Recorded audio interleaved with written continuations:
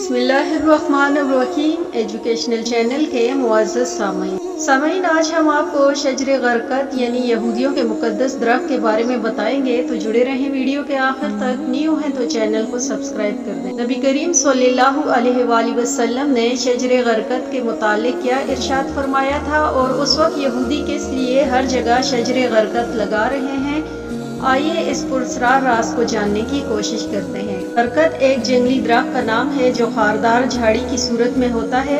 Medina Munawwara का कब्रिस्तान जन्नतुल बकी का असल नाम बकीउल गरकत इसलिए है कि जिस जगह ये कब्रिस्तान है पहले वो गरकत की झाड़ियों का खित्ता था। ये दरख्त मदीना मुनव्वरा की इतराफ सहराओं में पाया जाता था। शजरे गरकत मुत्तहिदा अरब अमारात में कसरत से पाई जाती है। यही किस्म मदीना मुनव्वरा में भी पाई जाती है। ताहम पहले अल्लाह के रसूल सल्लल्लाहु अलैहि वसल्लम ने इसे ख़त्म करवाया था। बाद में फिर सऊदी अरब ने इसका सफाया करवा दिया था। ये दरख्त 4-5 या ज़्यादा से ज़्यादा 6 फुट ऊंचा होता है। अबू हुरैरा रज़ी अल्लाह ताला अन्हो से रिवायत है कि रसूलुल्लाह सल्लल्लाहु अलैहि वसल्लम ने फरमाया, क़यामत कायम न होगी यहाँ तक कि मुसलमान यहूदियों से जंग करेंगे और मुसलमान उन्हें कत्ल कर देंगे। यहाँ तक कि यहूदी पत्थर या दरख्त के पीछे छुपेंगे तो पत्थर या दरख्त कहेगा कि ए मुसलमान, ए अब्दुल्ला, ये यहूदी मेरे पीछे है, आओ और उसे कत्ल कर दो, सवाए शजरे गरकत के, क्योंकि ये यहूद के दरख्तों में से है। इसका एक सबूत ये है कि उन्होंने इस हदीस मुबारका का भरपूर फ़ायदा उठाकर क़यामत से पहले और मुसलमानों से जंग के दौरान उस दरख्त को अपनी ढाल के तौर पर जायपनाह बनाने का मंसूबा बना रखा है। इस गर्ज से जहाँ इसराइल में गरकत नामी इस दरख्त की काश के लिए अवाम से फंड लिए जाते हैं, जबकि इसराइल के बाद भारत एक ऐसा मुल्क है जो गरकत की पनाह पर यकीन रखते हैं और उसकी काश करवा रहा है। शजरे गरकत को दजाल का साथी भी कहा जाता है। एक रिपोर्ट में इंकिशाफ किया था कि यहूदियों ने गोलान की पहाड़ियों को फतह करने के बाद वहां गरकत की काश कर दी थी, जबकि यहूदी अफगानिस्तान में भी अपने कदम जमाने के बाद वहां खामोशी से गरकत काश किए जा रही है। इसराइल ने भारत को भी अपने मुल्क की तमाम बंजर अराजी पर गरकत की काश करने के लिए कसीर रकूम अदा की। वाज़ेह रहे कि यहूदी कौम अपने मजहब से ज़्यादा इस्लाम की सच्चाई पर यकीन रखती है।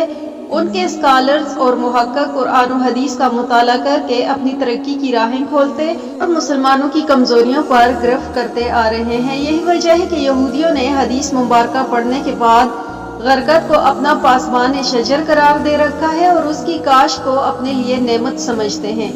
यहूदी जानते हैं कि आकाए दो जहां हजरत मोहम्मद सल्लल्लाहु अलैहि वसल्लम की जुबान मुबारका से निकलने वाला हर लफ्ज़ सच्चा है और हर कीमत पर पूरा होने वाला है।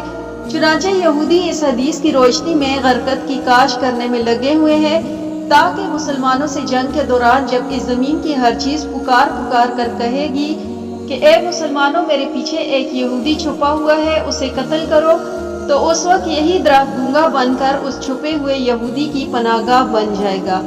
यहूदी जानते हैं कि ऐसा ही होगा। इसराइली हुकूमत पिछले 40 सालों से गरकत की शजरकारी में मसरूफ है। एक अंदाजे के मुताबिक इसराइल में 2010 तक 24 करोड़ गरकत के दरख्त लगाए जा रहे हैं और इसराइल में चलने वाली ट्रेनों की इतराफ तकरीबन 30 से 40 किलोमीटर तक लाइन पटड़ी के दाएं और बाएं जानब गरकत ही लगे हुए हैं ताकि जब फलस्तीन की जानब से कोई रॉकेट या बम दगा जाए तो वो उसे बच सके।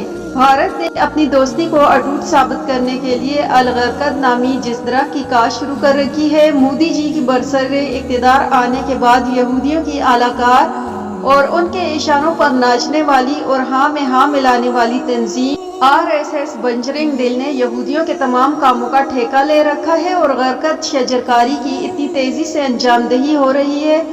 सिर्फ महाराष्ट्र में ही 5 करोड़ गरकत के पौधे लगाने का टारगेट पूरा हो रहा है, जिसमें से 3 करोड़ गरकत लगाए जा चुके हैं, जबकि राजस्थान में भी इतने ही गरकत के पौधे लगाए जा रहे हैं। मकबूजा फलस्तीनी इलाके और इसराइल में इनकी तादाद में तेजी से इजाफा हुआ है और यही पौधा लगा रहे हैं जिसे अल्लाह के रसूल सल्लल्लाहु अलैहि वसल्लम ने जन्नतुल बकी से तल्फ करके उखाड़ फेंका था।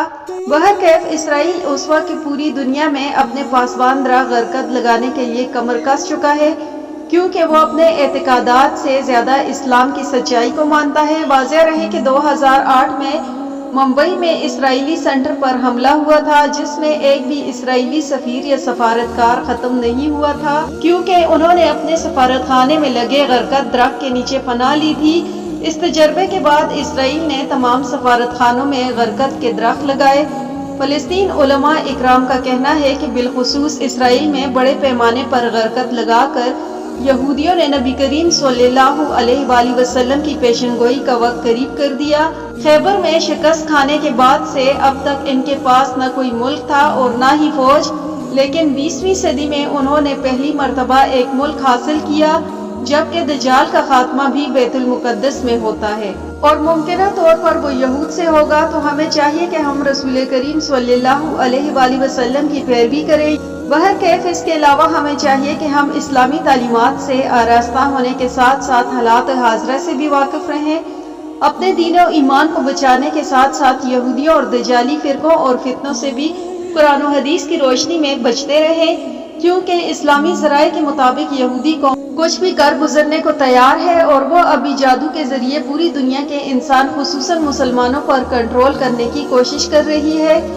اس کے لیے ہمیں چاہیے کہ حدیث مبارکہ کی روشنی کے مطابق ہمیشہ باوضو رہیں، گھر سے نکلتے وقت آیت الکرسی کے علاوہ جمعہ کی سورہ کہف پڑھنے کی عادت ڈالیں، حرام و حلال سے اجتناب کریں اور علماء حق کی صحبت میں زیادہ سے زیادہ وقت گزار کر اپنے اور اپنے گھر والوں کی حفاظت کریں۔ اللہ سے دعا ہے کہ اللہ ہمیں تمام فتنوں اور شر سے حفاظت میں رکھے۔